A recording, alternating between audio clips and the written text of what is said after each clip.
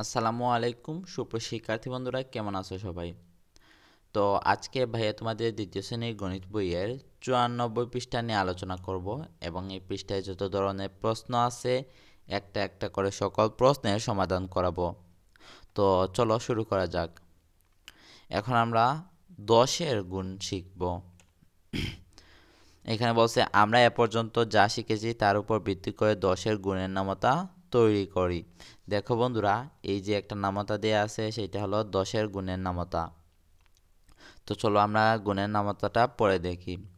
10 একে 10, 10 দুগুণে 20, 3 দশে 30, 4 দশে 40, 5 দশে 50, 6 দশে 60, 7 দশে 70, 8 দশে 80, 9 দশে 90, 10 দশে 100।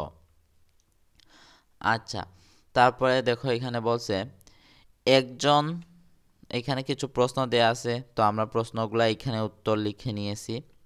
প্রথম প্রশ্নে বলছে একজন মানুষের দুই হাতে মোট 10টি আঙুল আছে। দেখো, দুই হাতে আছে মোট 10টি আঙুল, তাই না? এরকম 7জন মানুষের হাতে কয়টি আঙুল রয়েছে? দেখো, একজনের আছে 10টি আঙুল, আর চাইছে কয়জনের? 7জনের। তো আমরা লিখব একজন মানুষের রয়েছে 10টি আঙুল, এই যে একজনের 10টি আঙুল। অতএব 7জন মানুষের রয়েছে 10 এবং 7কে কি করব আমরা? গুণ করে দিব। তো বের হবে কত? 70টি আঙুল।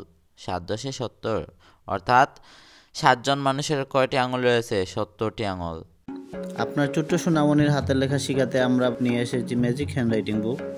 এই বইগুলোর বিশেষত্ব হলো বইগুলোর মধ্যে খাঁজ কাটা আছে, যার উপর আপনার বাচ্চা নিজে নিজে হাত ঘুরিয়ে লিখতে পারবে এবং হাতের লেখা সুন্দর করতে পারবে। তাছাড়া বইয়ের লেখাগুলো 5 থেকে 10 মিনিটের মধ্যে অটোমেটিকভাবে মুছে যাবে। এতে করে বারবার আপনার খাতা কিনতে হবে না। বাজারে আমরাই দিচ্ছি সবচেয়ে কম দামে, মাত্র 299 টাকায়। তাই দেরি না করে আজই অর্ডার করুন। এই যে আমরা দেখেছিলাম 7 এবং 10কে গুণ করলে কত হয়? 70 হয়। এই যে কত হয়? 70 হয়, তাই না? এই যে আমরা লিখে দিয়েছি 70।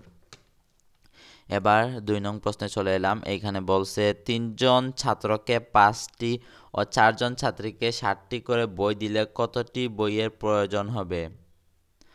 তো আমরা লিখব 3জন ছাত্রকে বই দিলেন 3 ইন্টু 5, অর্থাৎ 15টি। এই যে 3জন ছাত্রকে 5টি করে দিছে, তাই না? 3জন ছাত্রকে 5টি করে। তো আমরা 3জন ছাত্রকে কতটা দিছে সেটা বের করে ফেলাম। 3জন ছাত্রকে 15টি বই দিছে।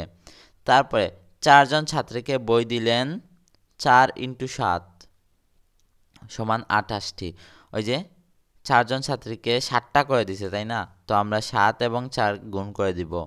7 এবং 4 গুণ করে দেব। 4 সাথে কত বের হয়েছে? 28টি।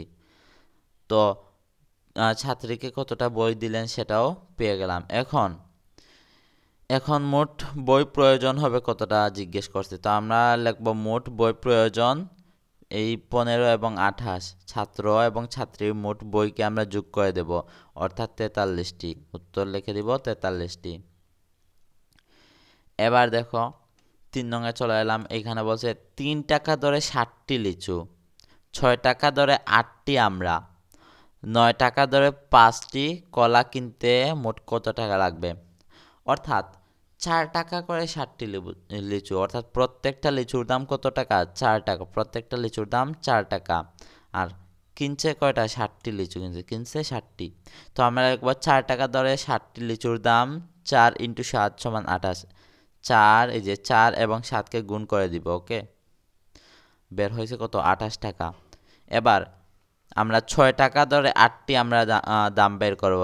8 এবং 6কে গুণ করে দিব, লিখবো আমরা 6 টাকা দরে 8টি আমরার দাম 6 ইন্টু 8 টাকা, অর্থাৎ 48 টাকা। ওকে, তারপরে আমরা এই যে 9 টাকা ধরে 5টি কলার দাম বের করব। 9 এবং 5কে গুণ করে দিব। তো আমরা লিখব 9 টাকা ধরে 5টি কলার দাম, লিখবো কত? 5 ইন্টু 9, 45 টাকা। 5 নং 45 টাকা। এখন কত টাকা মোট কত টাকা লাগবে সেটা বের করতে হবে, তাই না? তো আমরা কি করব, এই যে 28 আছে, তারপর 48 আছে এবং 45, এই তিনটাকে যোগ করে দিব। তো আমাদের মোট কত টাকা লাগবে? 121 টাকা। যোগ করলে 121 বের হয়। তো আমরা লিখে দেব উত্তরে 121 টাকা লাগবে। অভিনন্দন বন্ধুরা। স্বরবর্ণ। স্বরে অ, স্বরে অতে অলি, স্বরে আ, স্বরে আতে আম। English alphabet. D, D for duck. F, A for fish. Arabi বর্ণমালা। আলিফ, বা, বাতে বাইতুল্লাহ। তা, তাতে তাবারু। ক, কতে কলম। খ, খতে খরগোশ। 4 কোথায়? বাহ, তুমি পেরেছো। 10 কোথায়? বাহ, তুমি পেরেছো। 2 কোথায়? না, তুমি ভুল করেছো।